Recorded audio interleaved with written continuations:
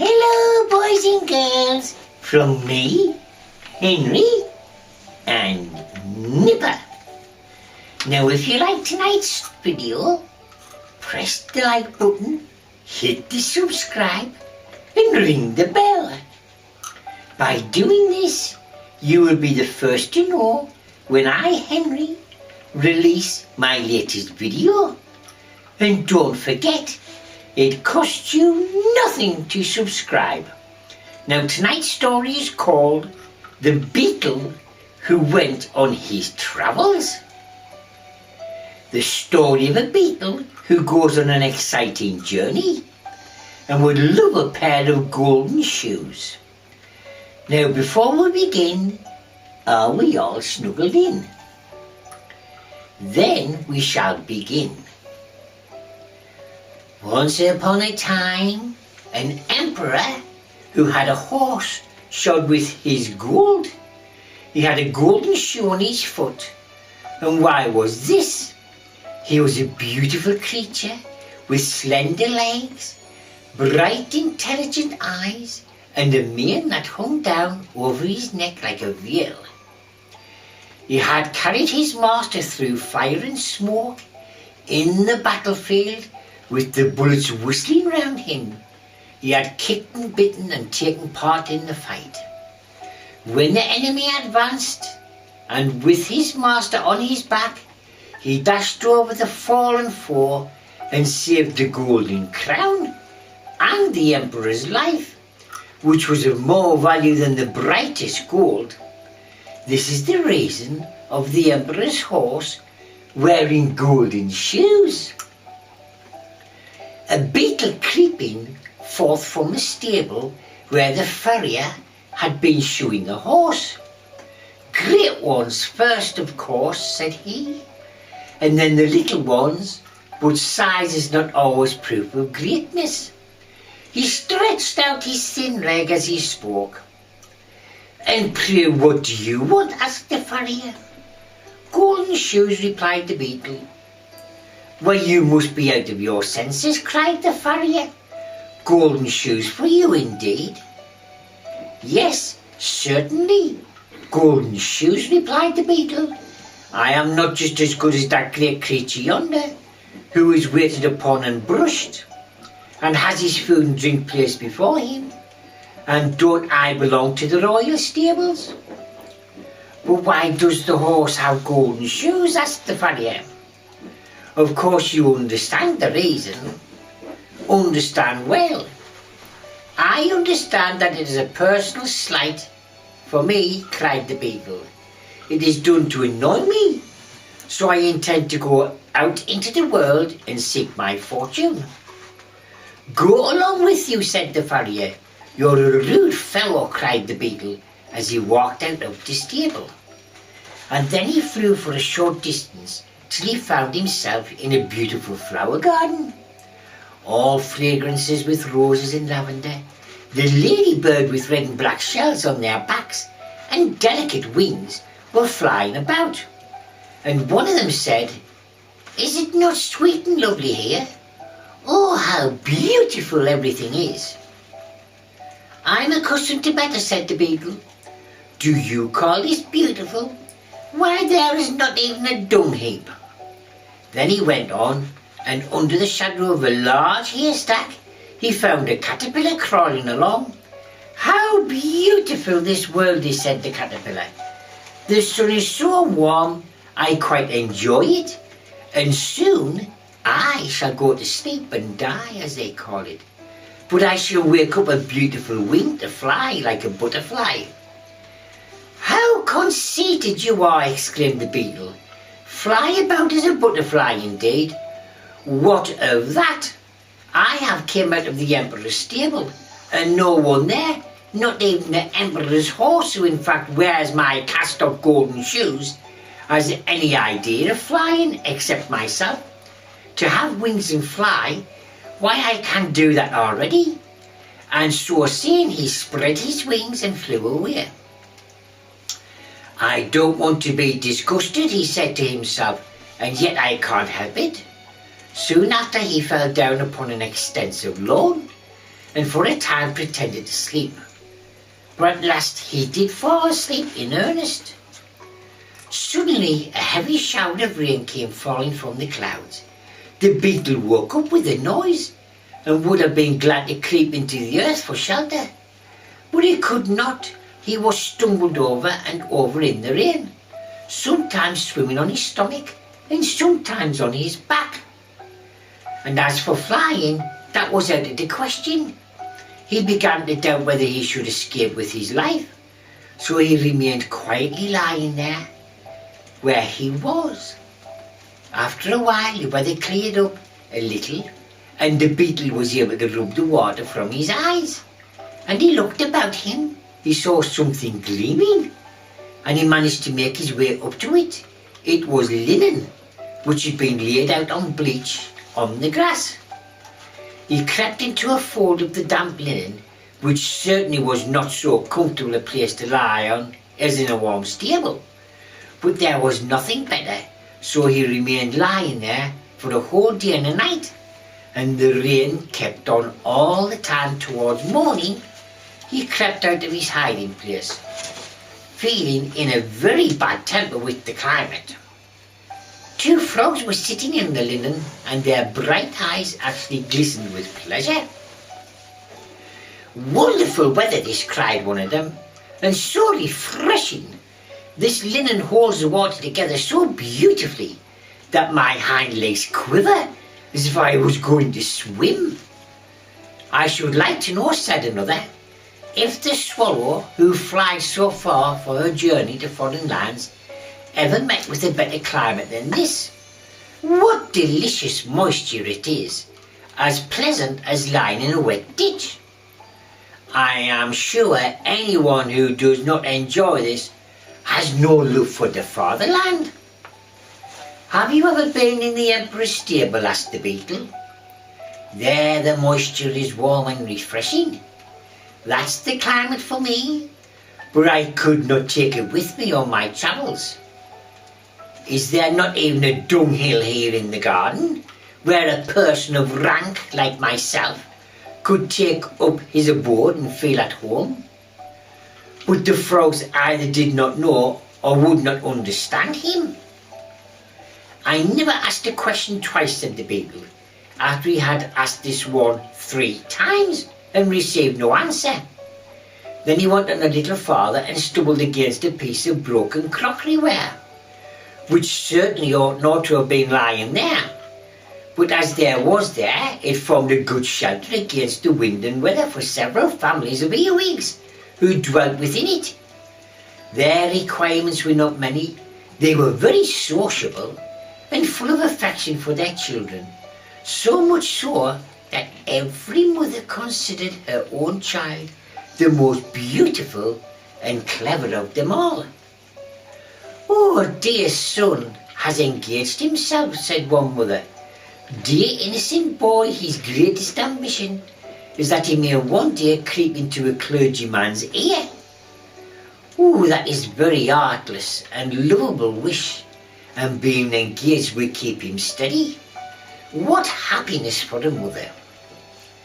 "Our son," said another, "had scarcely crept out of the egg when he went off on his travels. He is all life and spirit. I expect he will wear out his horns with running. How charming this is for a mother, is it not, Mr. Beetle?" For she knew the stranger by his horny coat. "You are both quite right," said he. They begged him to walk in, that is to come as far as he could under the broken piece of earthenware. "Now you shall also see my little earwigs," said a third and a fourth mother. "They are lovely little things and highly amusing. They are never ill-behaved except when they are uncomfortable in their inside, which unfortunately often happens at their age." Thus, each mother spoke of her baby, and their babies talked after their own fashion, and made use of little nippers they had in their tails to nip the beard of the beetle. "They are always busy about something, the little rogues," said the mother, beaming with maternal pride. but the Beetles felt it a bore, and he therefore inquired the way to the nearest dung heap. "Ooh, that is quite out of the great world on the other side of the ditch," answered Nearweed. "I hope none of my children will ever go so far, as it would be death of me." "But I shall try to get so far," said the Beetle, as he walked off without taking any formal leave, which is considered a polite thing to do. When he arrived at the ditch, he met several friends, all of them Beetles. "We live here," they said, "and we are very comfortable. May we ask you to step down into the rich mud? You must be fatigued after your journey." "Certainly," said the Beetle. "I shall be most happy. I've been exposed to rain and have had lied upon linen, and cleanliness is a thing that greatly exhausts me. I have also pains in one of my wings from standing in the draught under a piece of broken crockery. It is really quite refreshing to be with one's own kind again." "Perhaps you came from a dunghill," observed the oldest of them. "No, indeed, I came from a much grander place," replied the Beetle. "I came from the Emperor's stable, where I was born with golden shoes on my feet. I am travelling on a secret embassy, but you must not ask me any questions, for I cannot betray my secret." Then the Beetle stepped down into the rich mud, where sat 3 young lady Beetles who tittered and laughed, because they did not know what to say. "None of them are engaged yet," said their mother, and the Beetle maidens tittered and laughed again, this time quite in confusion. "I have never seen greater beauties even in the royal stables," explained the Beetle, who was now resting himself. "Don't spoil my girls," said the mother, "and don't talk to them, pray, unless you have serious intentions." But of course the Beetle's intentions were serious, and after a while our friend was engaged. The mother gave them her blessing, and all the other Beetles cried, "Hurrah! Hurrah!" Immediately after the betrothal came the marriage, for there was no reason for any delay. The following day passed very pleasantly, and the next day was tolerably comfortable, but on the third it became necessary for him to think of getting food for his wife and perhaps for children. "I have allowed myself to be taken in," said our Beetle to himself, "and now there's nothing to be done but take care of them in return." No sooner said than done. Anyway, away he went and stayed away all day and all night, and his wife remained behind a forsaken widow. "Oh," said the Beetles, "this fellow that we have received into our family is nothing but a complete vagabond. He has gone away and left his wife a burden upon our hands. Well, she can be unmarried again and remain here for any other daughter," said the mother. "Fie, oh, the villain that forsook her." In the meantime, the Beetle, who had sailed across the ditch on a cabbage leaf, had been journeying on the other side. In the morning, 2 persons came up to the ditch. When they saw him, they took him up and turned him over and over again, looking very learned all the time, especially one little boy, who then translated the Beetle's name into Latin and said, "A great deal upon the creature's nature and history." The second person, who was older and a scholar, proposed to carry the Beetle home, as they wanted just such a good specimen as this. Our Beetle considered the speech a great insult, so he flew suddenly out of the speaker's hand. His wings were dry now, so they carried him to a greater distance, till at last he reached a hothouse, where a sash of glass roof was partially opened. So he quietly slipped in and buried himself in the warm earth. "Oh, it is very comfortable here," he said to himself, and soon after fell asleep. Then he dreamed that the Emperor's horse was dying and had left him golden shoes, and had also promised that he should have 2 more. All this was very delightful, and when the Beetle woke up, he crept forth and looked around. What a splendid place this hothouse was! At the back, large palm trees were growing, and the sunlight made the leaves look quite glossy beneath them, with a profusion of luxuriant green, and the flowers red like flame yellow, as amber or white as new fallen snow. What a wonderful quantity of plants, cried the Beetle. How good they will taste when they are decayed. This is a capital storeroom. There must certainly be some relations of mine living here. I will just see if I can find any, one of whom I can associate with. I am proud, certainly, but also proud of being so. Then he prowled about the earth and thought what a pleasant dream that was, about the dying horse and the golden shoes he had inherited. Suddenly a hand seized the Beetle and squeezed him and turned him round and round. The gardener's little son and his playfellow had come into the hothouse, and seeing the Beetle wanted to have some fun with him. First he was wrapped in a vine leaf and put into a warm trouser pocket. He twisted and turned about with all his might, but all he got was a good squeeze from the boy's hand and a hint for him to keep quiet. Then the boy went quickly towards a lake that lay at the end of the garden. Here the Beetle was put into a broken wooden shoe, in which a little stick had been fastened upright for a mast, and to the mast the Beetle was bound with a piece of cotton. Now he was a sailor, and he had to sail away. The lake was not very large, but to the Beetle it seemed like an ocean, and he was so astonished at the size that he fell over his back and kicked out his legs. Then the little ship sailed away. Sometimes the current of the water seized up, but whenever it went too far from the shore, one of the boys turned up his trousers and went in after it. He then brought it back to land, but at last, just as he was merrily out, again the two boys was called, and so angrily that they hastened to obey and ran away as fast as they could from the pond. So the little ship was left to its fate. It was carried away farther and farther from the shore, till it reached the open sea. This was a terrible prospect for the Beetle, for he could not escape in the consequences of being bound to the mast. Then a fly came and paid him a visit. "Oh, what beautiful weather," said the fly. "I shall rest here and sun myself." "You must have a pleasant time of it." "You speak without knowing the facts," replied the Beetle. "Don't you see that I am a prisoner?" "Ah, but I'm not a prisoner," remarked the fly, and away he flew. "Well, now I know the world," said the Beetle to himself. "It's an abominable world.